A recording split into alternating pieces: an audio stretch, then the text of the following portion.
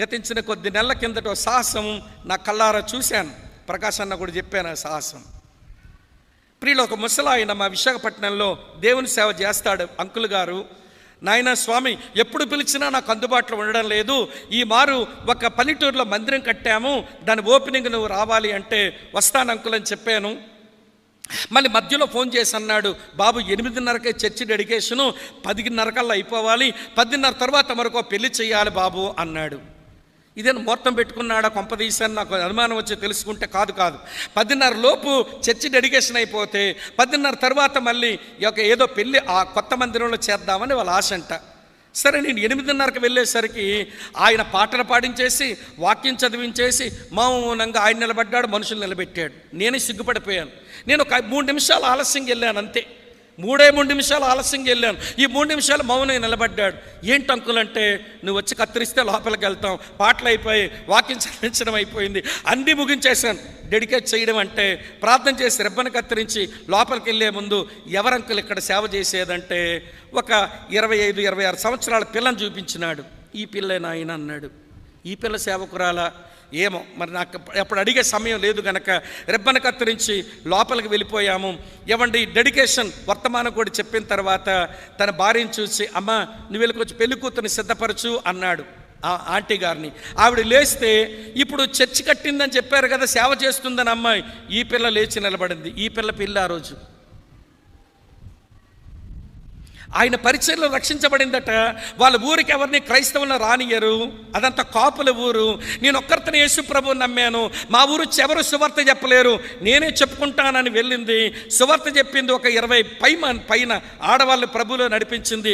మందిరం ఉంటే చాలామంది వస్తారని ఆమెకున్న భూమిలోనే ఆమె డబ్బులు పెట్టి ఆమె దగ్గరుండి మందిరం కట్టించింది. ఒక 60 అడుగులు 25 అడుగులు వెడల్పులు మంచి మందిరం కట్టించింది ఈ చిన్నపిల్ల. నాకు సిగ్గనిపిస్తుంది ఆ పిల్లని చూస్తే. సరే, మొత్తానికి వెళ్ళింది. పెళ్లి కూతురులాగా తయారు చేయడానికి తీసుకుపోయినారు. ఇంకా ఆ పిల్ల రాలేదు. పెళ్లి కొడుకు తెచ్చి ముందు కూర్చోబెడతారు కదా, పెళ్లి కొడుకు వస్తున్నాడు. చూడగానే నాకు ఒళ్ళు మండింది. ఆడు ఎట్లా వస్తున్నాడంటే బ్లేజర్ ఉంటే పైన ఇలా ఎగరేసుకుంటూ వస్తున్నాడు. పవన్ కళ్యాణ్ అటు దిక్కుమాలి పవన్ కళ్యాణ్. ఈ పైన బ్లేజర్ ఉంటుంది కదా, ఇలా ఎగరేసుకుంటూ వస్తున్నాడు. ఈడెవరు రీడు పెళ్లి కొడుకు, ఈడు అసలు యేసుప్రభు నమ్మినాడా, మర్యాద లేదంటే పెళ్లి కొడుకు అనుకున్నాను నేను. సరే, ఏమోలే వీడికి మాయిదా రోగం ఏది ఉంటుందిలే, చపల చిత్తం కొంచెం దిమాగ్ ఖరాబ్ అయి ఉంటుంది వీడికి అనుకున్నాను మనసులో. సరే, మొత్తానికి కూర్చున్నాడు. ఈ పిల్ల కూడా పెళ్లి కూతురు సిద్ధపడి వచ్చింది. మా విశాఖపట్నంలో ఒక పెద్ద ఆయన, ఏమండి ఆయన ఇంగ్లీష్ లెక్చరర్గా పనిచేసేవాడు. తర్వాత స్టీవెన్ గారని ఆయన రిజిస్ట్రార్గా వచ్చాడు. సరే, వచ్చిన తర్వాత మేము కూర్చున్నాక అన్నతో చెప్పాను, అన్న నేను చెన్నైకి పోవాలి, నా ఫ్లైట్ పలానా టైంకి, కాబట్టి నేను ప్రసంగం ఏదో కొన్ని మాటలు చెప్పి వెళ్తాను, పెద్ద ఆయన ఒప్పుకోవడం లేదు, మీరు పెళ్లి చేయండి అంటే, అలాగే తమ్ముడు వెళ్ళండి మీరు అన్నాడు. నేనేదో పెళ్లి ప్రసంగం చేసి నా కారులో విశాఖపట్నానికి పోతున్నాను. ఏమండి, మధ్యలో కొంత దూరం వెళ్ళేసరికి ఫోన్ వచ్చింది. ముసలాయన చేస్తున్నాడు, బాబు స్వామి ఘోరం జరిగిపోయింది అన్నాడు. ఏంటంకులు ఏమైందన్నాను. ఎందుకు చర్చ్ ఓపెన్ చేశాను నేను కదా, ఈ శనిగుట్లోడు ఓపెన్ చేశాడు, కొత్త మందిరంలో ఏదో జరిగిందంటే మళ్ళీ మనసంతా గిల్టీగా ఉంటుంది కదా, అందుకని అంకులు ఏం జరిగిందన్నాను. ఏమి లేదు బాబు, పెళ్ళయ్యా ముందు అడుగుతారు కదా, వీళ్ళిద్దరికే పెళ్లి చేయడానికి ఎవరికైనా అభ్యంతరం ఉందా అని అడిగితే ఎవరికి అభ్యంతరం లేదని ఎవరేం చెప్పలేదు. సరే, మీ మౌనమే రిజిస్ట్రార్లు చెప్పే మాట కూడా ఉంటుంది కదా, మీ మౌనం అంగీకారం అని ఎరిగి పెళ్లి చేయడానికి సిద్ధపడుతున్నాను, వీళ్ళిద్దరిని కూడా అడగాలి కదా అని. ఏం బాబు, ఈ అమ్మాయిని పెళ్లి చేసుకోవడానికి నువ్వు సిద్ధమేనా అంటే నాకేం అభ్యంతరం లేదన్నట్ట. మంచిదమ్మా, పాప నువ్వు చెప్పు, ఈ అబ్బాయిని పెళ్లి చేసుకోవడానికి నువ్వు సమ్మతమేనంటే నాకు సమ్మతం లేదు.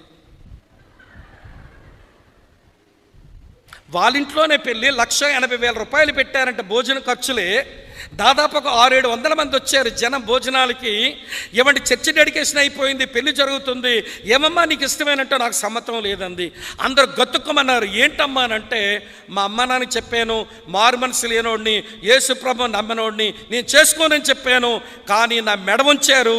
సరే, ఒప్పుకున్నాను. ఒక 5 రోజుల క్రిందట బెట్రోతలు జరిగిన తర్వాత వీడు నాకు మెసేజ్లు పెట్టడం మొదలుపెట్టాడు. ఇదిగోండి నా సెల్ ఫోను, వాడు ఇచ్చిన మెసేజ్లు ఎలాగున్నాయి. నువ్వు యేసుప్రభుని నమ్మేవంట కదా, బైబిల్ చదువుతావంట కదా, సేవ చేస్తావంట కదా, చాలామందిని యేసుప్రభు నడిపిస్తావంట కదా, నువ్వేదో పాస్ట్రమలాగా ఉంటావట కదా, అలాగే ఉంటే నేను పెళ్లి చేసుకున్న భర్తనే కానీ నీతో నేను కాపురం చేయను, వేరొకరితో ఉంటాను అని పెట్టాడు. చూడండి,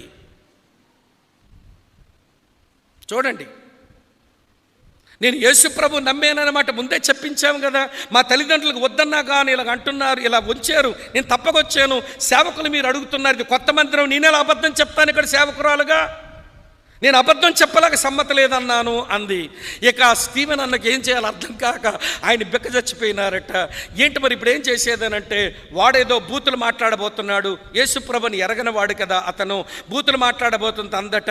ఇది కొత్తగా ఈరోజు డెడికేట్ అయిన మందిరం, దీంట్లో బూతులు మాట్లాడకూడదు, ఉన్న వాస్తవమే చెప్పాను, ఇప్పుడు నీ అభిప్రాయం ఏదో చెప్పు అంది పిల్ల. అనగా నాడు ఇంకా బూతులు మాట్లాడుతుంటే, బూతు మాటలు ఆపవా అంది. ఆడు ఇంకా బూతులు మాట్లాడుతున్నాడు, లాగిపెట్టి పడిగి మన కొట్టింది ఒకటి. గుండె జల్లు మంది వచ్చింది జనమందరికి. వినండి, అది జరిగింది ఆ రోజు విషయం. వినండి ప్రియులారా, ఇప్పుడు పెళ్లి పీటల మీద, పెళ్లి కుర్చీల మీద పెళ్లి ఆగిపోవడం ఒక ఆడపిల్ల జీవితానికి ఎంత రిస్క్ అండి.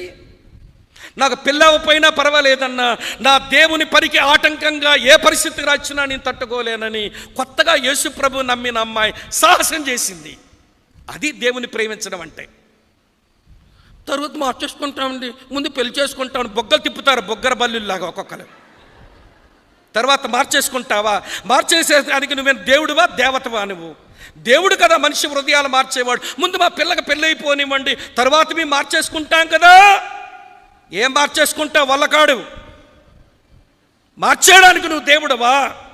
సేవకులు చెప్పిన మాట వినరు, వాక్యానుసారంగా పెళ్లి జరుగుతుంది, లోబడమ్మా, సాహసం చేయి, తెగించు దేవుని కొరకంటే తెగించరు. ఎవడ పిల్ల పెళ్ళి ఆగిపోయింది. విచారం ఏంటో తెలుసా? వినండి ప్రియులారా, నేను బాధపడ్డాను కానీ వినండి, ఆ పిల్ల ఎంత నిబ్బరంగా ఉందో. వచ్చిన జనం అంతా ఇప్పుడే డెడికేషన్ అయిన మందిరం, ఇందులో అశుభకార్యం జరిగిందని అంటారేమో, నేను భయపడ్డాను. వచ్చినటువంటి హిందువులు అన్నారు, నిజంగా ఇక్కడ దేవుడు ఉన్నాడు, అందుకే దేవుడి పెళ్ళి ఆపాడు. ఆడితే పిల్ల ఉంటే దాని జీవితమే పాడైపోను, దేవుడు నమ్మిన దేవుడు గొప్ప దేవుడు అంటున్నారు. ఈ పిల్ల నమ్మిన దేవుడు గొప్ప దేవుడే. ఇంకో విడ్డూరం చెప్తాను. ఆ పెళ్లి కూతురు తల్లిదండ్రులు వచ్చి, మేమే తప్పు చేశాము, 18 ఎకరాలు ఆస్తుంది, ఎవడికో పయ్యోడికి పోవడం ఎందుకు, బంధువుతో పెళ్ళి అయిపోతే కూతురికి ఆస్తి పోదని అనుకున్నాం, కానీ ఆత్మీయ జీవితానికి ఇంత ప్రమాదమని మా కూతురుకున్న గ్రహింపు కూడా లేదు, మేము తప్పు చేసాం, మన్నించండి, అందరూ భోంచేసి వెళ్ళండి అంటే అందరూ భోంచేసి వెళ్ళారు. కానుకలు కూడా చదివించేసి వెళ్ళారు. కానుకలు కూడా చదివించి వెళ్ళారట. ఈరోజు చాలామంది యవ్వన చెల్లెళ్ళు తమ్ముళ్ళకి చెప్తాను, వినండి ప్రేమ, నేను దేవుని ప్రేమించానని పాడితే కుదరదు, నీ క్యారెక్టర్లో మార్పు రావాలి, ఆయన కొరకు సాహసమే చేయగలగాలి, అప్పుడు మనం ఆయన ప్రేమిస్తున్నట్టు లెక్క. మన క్యారెక్టర్లో మార్పు తెచ్చుకోము, దేవుని కొరకు తెగించము, యేసు ప్రభుని ప్రేమిస్తున్నామనంటే అది ఏమి ప్రేమించడం అండి? నాకు తెలియక అడుగుతాను. ఏం ప్రేమించడం? ఏది యేసు కొరకు నీ తెగింపేది? వేగులు వారిని దాసినటువంటి రాహాబనే వేశ్య ఏమి తెగించిందండి తల్లి? ఒక్కగానొక్క కుమారుడిని మోరియా పర్వతం మీద పెట్టి బలిర్పించడానికి తెగించిన అబ్రహాము ఏమి తెగించాడండి? ఆ తెగింపు వింటున్నారా ప్రియులారా? యేసు కొరకు బతికితే ఇక చావే నా ముందుంటుందని తెగించి వచ్చిన పౌలు తెగింపు ఏమి తెగింపండి? ఆ తెగింపు లేని, సాహసము లేని చవకబారు, నన్ను మన్నించండి, చచ్చు భక్తి చేసుకుంటూ మేము దేవుణ్ణి ప్రేమిస్తున్నామని మన ఊరికే చప్పట్లు కొట్టుకొని మిగిలిపోతామా చెప్పండి? ప్రభు నేరుగా మనతోనే మాట్లాడుతున్నాడు. మీ ఎడల నాకున్న ఉద్దేశం, నా ఏర్పాటులో మీరు ఫలించాలి. మీరు ఫలించడానికి నాలో నిలిచి ఉండండి. మీరు నిలిచి ఉండడానికి నాకు విధేయత చూపండి. నాకు విధేయత చూపడానికి నన్ను ప్రేమించండి. సరే, ప్రేమించడం వరకు వచ్చాం. మరి ప్రేమించడానికి రహస్యం ఏంటి? What is the secret of loving? ప్రేమించడానికి రహస్యం ఏంటండి? దేవుని వాక్యంలో యేసయ్య చెప్పిన మాటే చూద్దాం రండి. యోహాను సువార్త 15వ అధ్యాయంలో, నా టైం అవుతుంది, ముగింపుకు వస్తున్నాను, కొంచెం మనసు పెట్టి వినండి. యోహాను సువార్త 15వ అధ్యాయంలో చదువుతున్నాను చూడండి ప్రియులారా. 15వ వచనం ఇట్లుంది, దాసుడు తన యజమానుడు చేయు దాని ఎరుగుడు గనక ఇక మిమ్మల్ని దాసులను పిలవక స్నేహితులు అని పిలుచుచున్నాను. ఎందుకనగా నేను నా తండ్రి వల్ల విన్న సంగతులన్నిటినీ మీకు తెలియచేసితిని, మీరు ఎరుగుదురు, మీకు తెలియచేసితిని. ప్రేమించడానికి రహస్యం ఏమిటనంటే ఎరగడం. The secret of loving is knowing. అంతే. ప్రేమించడానికి రహస్యం ఎరగడం. ఎరగని మనిషిని ప్రేమించలేం ప్రియులారా. వినండి, ఎరిగిన మనిషిని ప్రేమిస్తాం. ఎరగాలి. దేవుణ్ణి ఎరగడం అనేది జీవితకాల ప్రయాస. ఎంత ఎరుగుతున్నా కానీ ఎరగవలసింది ఇంకెంతో మిగిలి ఉంది. నాకు ఆ ప్రొఫెసర్ ఉన్నాడు, ఏమంటే ప్రపంచంలో పేరుగాంచిన ఒక థియలాజికల్ సెమినరీలో అతను ఏమంటే న్యూ టెస్టమెంట్ ప్రొఫెసర్గా ఉంటాడు, గ్రీక్ కూడా చెప్తాడు. ఆయన పేరు doctor James C Allman. Dallas theological సెమినరీలో ఒక ఫేవరెట్ ప్రొఫెసర్, అందరికీ చాలా ఇష్టపడతారు అందరూ, నేను కూడా ఇష్టపడతాను. అతని దగ్గర నేను బియాండ్ ఇంటర్మీడియట్ గ్రీక్ అతని దగ్గర చదివాను కొంతకాలం. నేను విషయం చెప్తాను వినండి. ఆయన ఒకసారి సరదాగా కూర్చుని మేము సాయంత్రం స్నాక్స్ తింటూ టీ తాగే టైంలో మేము కూర్చుంటున్నప్పుడు నేను ఒక మాట అడిగాను, సార్ మీ జీవితంలో ఇంకా ఏదైనా తెలుసుకోవాలని ఉందా మీకు? ఇంత తెలుసు కదా మీకు. మీరు మా ప్రొఫెసర్ ఎట్లుంటాడో తెలుసా, గ్రీక్ బైబిల్ ఎట్లా పట్టుకుంటాడు, కళ్ళేమో గ్రీకును చూస్తాయి, నోరేమో ఇంగ్లీష్లో చెప్తుంది. చూడటమేమో హెబ్రీ బైబిల్ చూస్తాడు కళ్ళలోంచి, కానీ నోట్లోంచి ఇంగ్లీష్లో వస్తుంది, ఒక్క ముక్క కూడా తప్పు రాదు. నేను చాలాసార్లు పనిగట్టుకుని పరిశీలించానండి. ఆయన ఎక్కడైనా చిన్న క్రియ కానీ లేకపోతే కొంచెం గ్రామర్లో ఎక్కడ మిస్టేక్ ఉంటుందని చూస్తే ఎన్నడూ మిస్టేక్ రాలేదండి. అంత మంచి స్కాలర్. ఈరోజు నెట్ బైబిల్కు కీర్తన గ్రంథం అంతా ఆయన తర్జుమా చేశాడు. సదరన్ బ్యాప్టిస్ట్ వాళ్ళ బైబిల్కు ఓల్డ్ టెస్ట్మెంట్ సగం ఇంగ్లీష్లో తర్జుమా చేసిన స్కాలర్ ఆయన అంటాడు, స్వామి నేను ఎంత ఎరిగినా ఇంకా నేను ఎరగలేనిది ఒకటి మిగిలిపోయింది అనిపిస్తుంది. చాలా ఎరగలేదు కానీ ఎక్కువగా ఎరగాలనుకుంటున్నాను. అదేంటనంటే దేవుని ప్రేమను ఇంకా తెలుసుకోవాలని ఉంది, తెలుసుకోలేకపోతున్నాను. దాని పొడవు వెడల్పు లోతులు పరిశుద్ధులతో కూడా తెలుసుకునే ప్రయత్నం చేస్తూనే ఉన్నాను. ఇంకా నేను తెలుసుకోవలసిన ప్రేమ ఎంతో మిగిలిపోయింది. ప్రియులారా, ఈరోజు దేవుని గురించి మనం ఎరిగింది కొంచెం, కానీ అంతా తెలుసుని అనుకుంటాం. సముద్రంలో నుంచి ఒక చేరడు నీళ్లు తీసి సముద్రం అంతా నా చేతిలో ఉంది అని అనుకుంటే మన మూర్ఖుడు అనకి ఏమంటారు చెప్పండి? సముద్రం బోల్డంత ఉందరా అబ్బాయి, నువ్వు దోశలతో తీసిన దోసెడు సముద్రపు నీళ్ళు అంతే, సముద్రం నీ చేతిలో ఉందంటావే. ఈరోజు యేసుని గూర్చి ఆ దేవుని గూర్చి ఎరగడానికి ఎన్నో సంగతులు మిగిలిపోతే అన్ని ఎరిగిన వారుగా మనం చలామణి అవ్వడం అదే ప్రేమకు రాహిత్యం. దేవుని మీద సరైన ప్రేమ, రిస్క్ తీసుకునేటంత ప్రేమ, ప్రవర్తన మార్చుకునేటంత ప్రేమ, తెగించేటంత ప్రేమ, చచ్చేటంత ప్రేమ లోపల ఎందుకు కలగడం లేదనంటే ఎరగడంలో లోపం వచ్చింది. ఎరుగుదాం. సేవకుల దగ్గర వచ్చే సందేశాలు, వాక్యాన్ని చదువుతుంటుండగా చిన్నోళ్ళు పెద్దోళ్ళు, అనుభవజ్ఞులు అనుభవం లేనివారు, బాగా వాక్యం ఎరిగిన వారు, తక్కువ ఎరిగిన వారు ఎవరన్నా కానివ్వండి, వాళ్ళ దగ్గర నుంచి దేవుని గురించి ఎరగవలసిన విషయాలు ఏమైనా ఉంటే ఎరిగే ప్రయత్నం చేద్దాం. ఎరిగితే ప్రేమించడం మనకి బాగా వస్తుంది. అందుకనే ఇర్మియా చెప్తాడు, భూమి మీద కృప చూపుచు నీతి న్యాయములు జరిగించేవాడనేను యెహోవాను నేనే అని వారు తెలుసుకొనుటలో నేను ఆనందించేవాడిని. నన్ను తెలుసుకోవడానికి ఎవరు ప్రయత్నం చేస్తారో వారిలో నేను ఆనందిస్తాను, వారు నాలో ఆనందిస్తారు. ఇప్పుడు చెప్పండి ప్రియులారా, ఎంత ఎరుగుదాం? ఎరగడానికి మన ప్రయాస ఎంత? ఎరగడానికి మనం చేస్తున్న కృషి ఎంత? ఎరగడానికి మనం చేస్తున్నటువంటి ప్రయత్నాలు ఏంటి? ఇది ఎవరికి వాళ్ళమే ఆలోచించాలి. సమయం అవుతుంది కనుక ఇంకెక్కువ వివరించలేకపోతున్నాను, మిగిలింది మీరు ధ్యానం చేయండి. సరే, ఇప్పుడు ఎరిగితే ప్రేమించగలుగుతామని తెలిసింది. మరి ఎరగడానికి రహస్యం ఏంటి? What is the secret of knowing? ఎరగడానికి రహస్యం ఏంటి? యేసు ప్రభు చెప్పినాడు ఇక్కడ, ఎరగడానికి ఫలించడానికి రహస్యం నిలిచి ఉండడం అయితే, నిలిచి ఉండడానికి రహస్యం విధేయత అయితే, విధేయతకు రహస్యం ప్రేమించడం అయితే, ప్రేమించడానికి రహస్యం ఎరగడం అయితే, మరి ఎరగడానికి రహస్యం ఏమిటి? ఇక్కడ ఉన్నాడు చూడండి, చదువుతాను. ఇలా రాసి ఉంది 13వ వచనం, తన స్నేహితుల కొరకు తన ప్రాణం పెట్టువానికంటే ఎక్కువైన ప్రేమ గలవాడు ఎవడూ లేడు. నేను మీకు ఆజ్ఞాపించిన వాటిని చేసిన ఎడల మీరు నా స్నేహితులయ్యుందురు అన్నాడు. ఎరగడానికి రహస్యం స్నేహం చేయటం, అంతే. ఎరగడానికి రహస్యం స్నేహం చేయటం. మెసొపొతామియా దేశంలో మహిమగల దేవుడుగా ప్రత్యక్షమైతే ఆయన స్వరము విని ఆయన స్నేహములోనికి రావడానికి ప్రయత్నించిన అబ్రాము హారాను వరకు ప్రయాణం చేసి వచ్చాడు, కొంత మజిలీ పడింది. తరువాత కనానికి వచ్చాడు, కొంతకాలం ఆయనతో గడిపాడు. అలాగని అక్కడి నుంచి తప్పుదారి కాలుజారి ఐగుప్తుకి వెళ్ళాడు. మళ్ళీ బుద్ధి తెచ్చుకుని మళ్ళీ ఆ కనానికి వచ్చాడు. ఇక దేవునితో అలా గడుపుతూ ఉంటుండగా దేవునితో అబ్రాముతో దేవుడు వారు స్నేహం చేస్తున్న కారణం చేత వినండి, ఒకరినొకరు బాగా ఎరగగలిగిన వారయ్యారు. భక్తి అంటే అదేనండి. వినండి, భక్తి అంటే అర్థం మనము దేవుణ్ణి ఎరగడం కాదు, దేవుడు కూడా మనల్ని ఎరగాలి. అందుకని పౌలు గలతీ పత్రికలు అంటాడు, ఏమంటాడో తెలుసా? చదువుతాను చూడండి.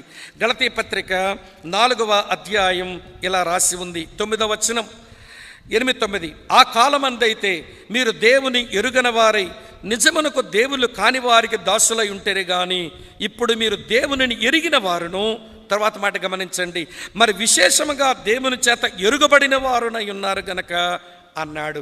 దేవుణ్ణి మనం ఎరగడం, దేవుని చేత మనం ఎరగబడ్డం, అది స్నేహం.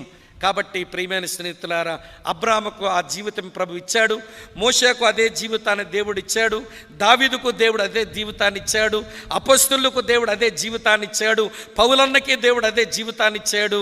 ఈ సాయంకాలం మీరు నన్ను ఎరిగారు, నేను మిమ్మల్ని ఎరగాలి, మనం కలిసి స్నేహం చేద్దామని ఆయన ఆ స్నేహానికే పిలిచాడని ఉదయమే మీతో ఆ సంగతులు మీతో చెప్పాను. కనుక ఎరగడానికి రహస్యం స్నేహం చేయటమే. స్నేహం చేయకపోతే ఎరగలేము. అక్క, చెల్లి, తమ్ముడన్న, నీ స్నేహానికి దిగి వచ్చి నీ ప్రభువుతో స్నేహం చెయ్యి, ఆయన బాగా ఎరుగుతావు. ఇంకా సమయం లేదు గనక చివరి మాట బాగా వినండి. మరి స్నేహానికి రహస్యం ఏమిటి? What is the secret of friendship? స్నేహానికి రహస్యం ఏంటనంటే, the secret of friendship is sacrifice. అంతే, సమర్పించుకోవడమే స్నేహానికి రహస్యం. సమర్పించుకో. ఒక బ్యాడ్ ఎగ్జాంపుల్, కానీ ఇప్పుడు అవసరం గనుక జ్ఞాపకం వస్తున్నది, చెప్పి నేను ముగించేస్తాను. మా శ్రీకాకుళంలో ఏజెన్సీ ప్రాంతంలో సీతంపేట అనే ఊరు ఉంటుంది. ఆ ఊరిలో జోసెఫ్ అంకుల్ అని ఒక అంకుల్ నాకు తెలుసు. నేను ప్రభువుని నమ్మిన తొలి రోజుల్లో వాళ్ళ ఇంటికి వెళ్ళి అక్కడ సూర్యనారాయణ గారు అని ఒక ఆయన ఉంటే, నారాయణ పాల్ గారు క్షమించండి, ఆయనతో పాటు కొండల మీద సువార్తకు వెళ్ళే వాళ్ళం కొత్తగా ప్రభువుని నమ్మిన తొలి రోజుల్లో. సరే, జోసెఫ్ అంకుల్ దగ్గరికి వెళ్తే ఒకరోజు వెళ్ళాము. తర్వాత రోజు ఉదయాన్నే వినండి, సంత జరుగుతుంది, వీక్లీ మార్కెట్ జరుగుద్ది అక్కడ సీతంపేటలో. మేము పడుకున్నాం గదిలో, తెల్లవారు సంత ఉంటుందని మాకు తెలుసు.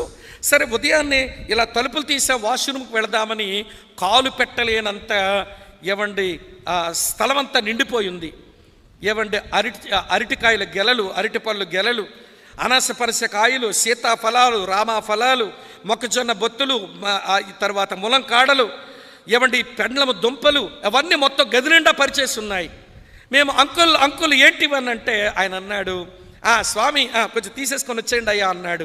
ఏంటి అంకుల్ తెల్లవారుసరికి ఇన్నున్నాయి, సంత అక్కడ కానీ ఇక్కడేంటిది అంటే, లేదు మా నేస్తాలు కొండ మించి దిగొచ్చి ఇచ్చారు అన్నాడు. మీ నేస్తాలు ఏంటనంటే ట్రైబల్స్తో కొంచెం నేస్తరకం కట్టాడంట ఫ్రెండ్షిప్.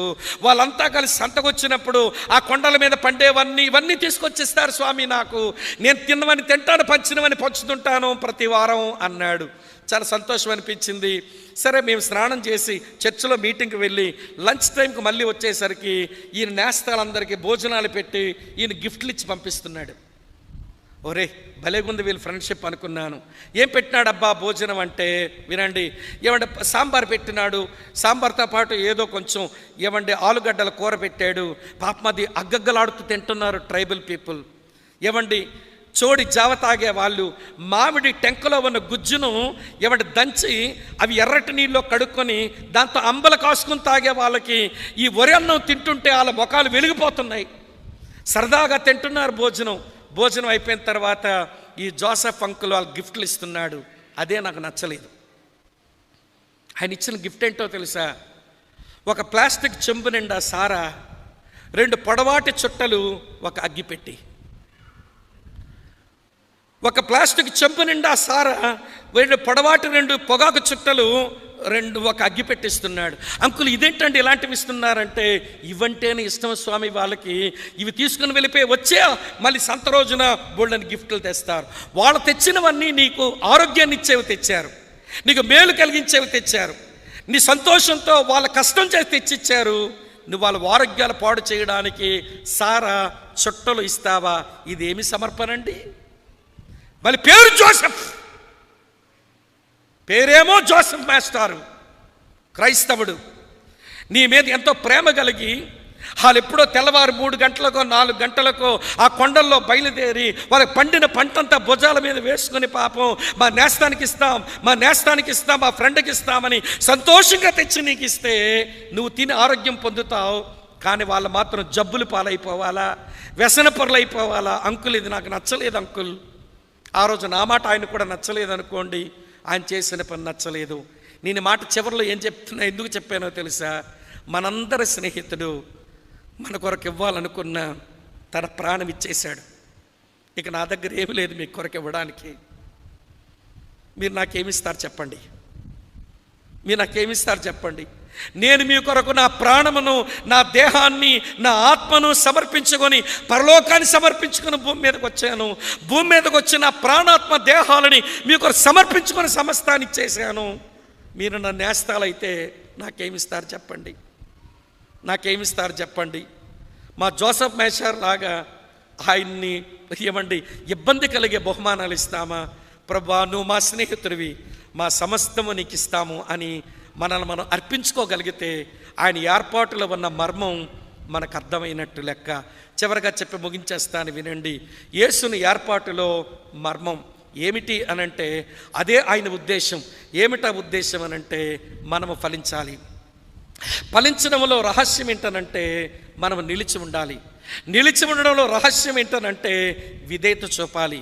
విధేయత చూపడంలో రహస్యం ఏంటనంటే ప్రేమించాలి. ప్రేమించడానికి రహస్యం ఏంటనంటే ఎరగాలి. ఎరగడానికి రహస్యం ఏంటనంటే స్నేహం చెయ్యాలి. స్నేహానికి రహస్యం ఏంటనంటే సమర్పించుకోవాలి. ఈరోజు సమర్పించుకొని మనం దేవుని కొరకే ఫలిస్తాము, లేక మోడు బారిన ఏమంటే ఆకులు రాలి 2 సార్లు పెకలించబడి వేర్లతో పీకివేయబడిన చెట్టులాగా మిగిలిపోతాము. ఇక మన ఇష్టం. ఇంతకంటే చెప్పేదానికి ఏమీ లేదు. ఎవరో రాశారు ఈ పాట. ఆ పాటలో ఉన్న మాటలు జ్ఞాపకం చేస్తాను. ధ్యానపూర్వకంగా ఆ పాటను వింటూ మనల్ని మనం సమర్పించుకుందాం.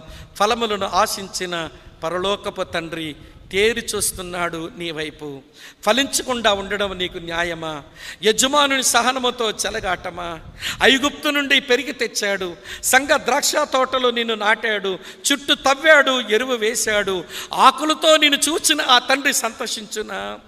వెతకినప్పుడు నీ దగ్గర ఫలము లేక ఉంటే ఆకులతో నిన్ను చూచిన తండ్రి సంతోషించిన యజమానుని సహనముతో ఇంకా చెలగాడమాడతావా? ఇది నీకు తగునా? తల వంచండి, కళ్ళు మూసుకునండి. మోకరించాలనిపిస్తే కుర్చీలు దిగండి, తప్పలేదు. పైన వారు కూడా మోకరించండి, ప్రార్థన చేసుకుందాం. మోకరించండి, ప్రార్థన చేసుకుందాం. ఈరోజు ఈ సాయంకాలపు వేళ నోరులు తెరవండి, పర్వాలేదు. నోరు తెరిచి ప్రభువా నేను ఎక్కడున్నానో నాకు తెలిసిపోయింది నాయన. సమర్పించుకోలేదు గనక నీతో నాకు స్నేహం కలవలేదు.